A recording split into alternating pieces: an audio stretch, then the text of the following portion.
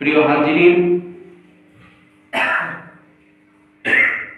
আমরা মুসলমান, আমরা যে ঈমান এনেছি, ঈমান আনতে হলে ঈমানের মৌলিক কিছু আকীদা আছে না?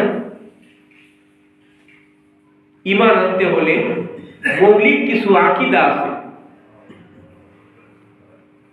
এই আকীদার উপর বিশ্বাস যতক্ষণ পর্যন্ত পরিপূর্ণভাবে না থাকবে ততক্ষণ পর্যন্ত সেই ব্যক্তি ঈমানদার হতে পারবে না।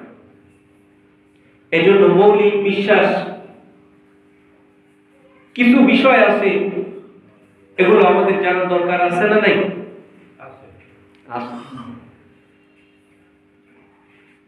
ঈমানের স্তরগুলো বিভিন্ন শাখা এবং উপশাখা আছে।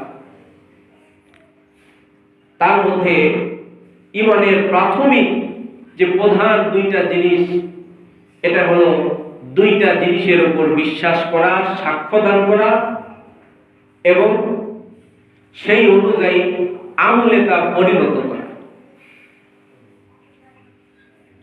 এখন এই প্রধান দুইটা জিনিস, এটা হলো কালেমা।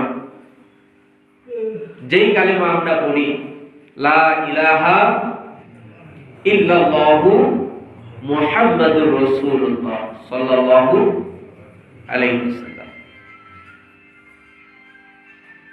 দুইটা জিনিসের উপর বিশ্বাস, এটা কালেমার মধ্যে বলা হয়েছে।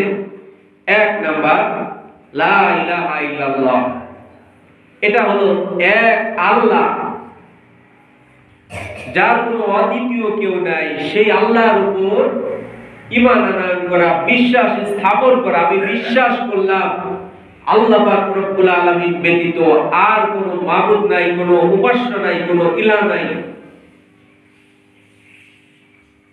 যাবতীয় বিষয়ের উপর এখানে সাক্ষ্য দেওয়া, এটা হলো ঈমানের প্রথম নাম্বার স্তর। এটা হলো কালেমার দুইটি অংশের মধ্যে কয়টি অংশ গেল? একটি অংশ।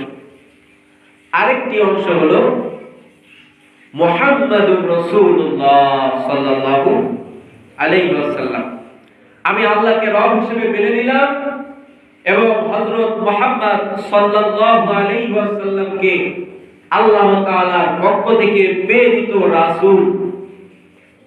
রাসূল হিসেবে আমি বিশ্বাস স্থাপন করলাম, মেনে নিলাম।